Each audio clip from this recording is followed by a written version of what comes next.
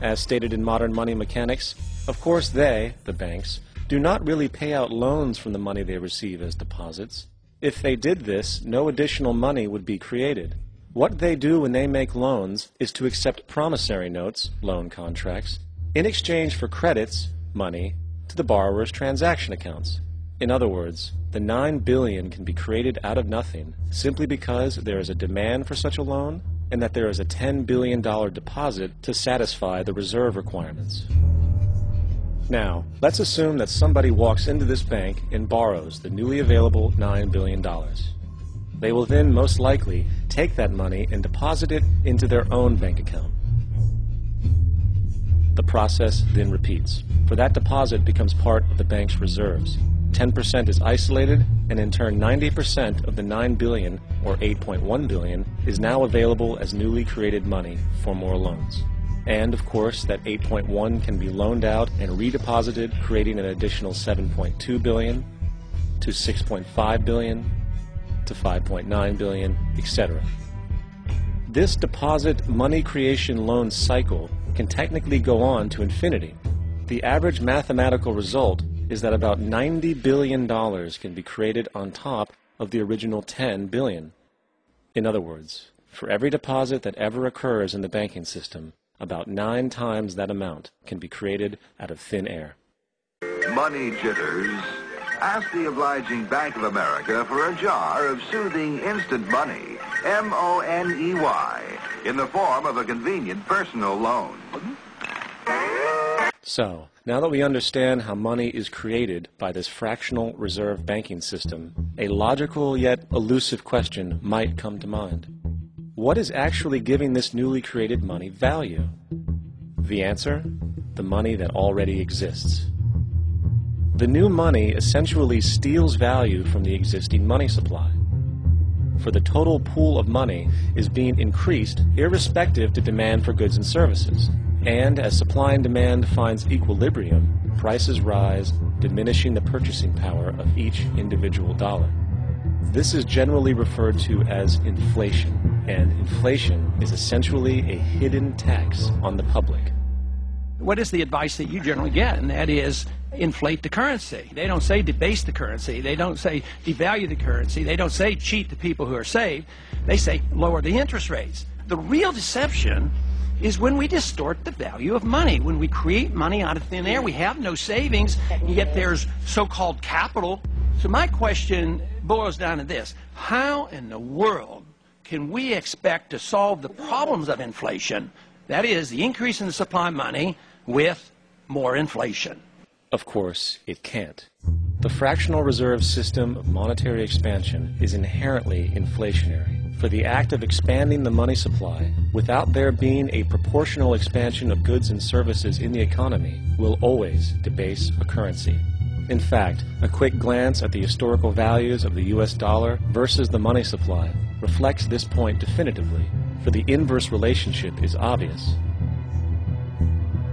$1 in 1913 required $21.60 in 2007 to match value. That is a 96% devaluation since the Federal Reserve came into existence.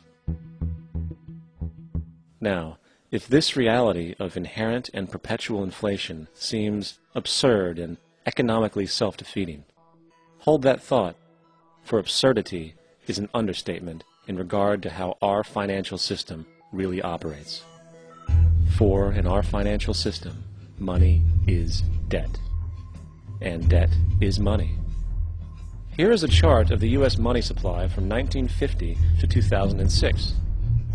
Here is a chart of the U.S. national debt for the same period. How interesting it is that the trends are virtually the same. For the more money there is, the more debt there is. The more debt there is, the more money there is. To put it a different way, every single dollar in your wallet is owed to somebody by somebody. For remember, the only way the money can come into existence is from loans. Therefore, if everyone in the country were able to pay off all debts, including the government, there would not be $1 in circulation.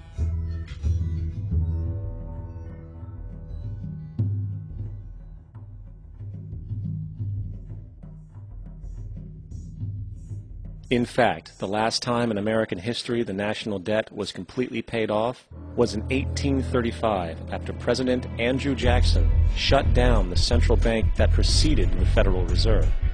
In fact, Jackson's entire political platform essentially revolved around his commitment to shut down the central bank, stating at one point, "The bold efforts the present bank has made to control the government are but premonitions of the fate that awaits the American people should they be deluded into a perpetuation of this institution or the establishment of another like it."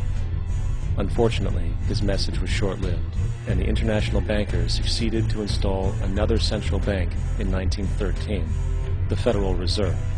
And as long as this institution exists, perpetual debt is guaranteed. Now, so far we have discussed the reality that money is created out of debt, through loans. These loans are based on a bank's reserves, and reserves are derived from deposits. And through this fractional reserve system, any one deposit can create 9 times its original value, in turn debasing the existing money supply, raising prices in society.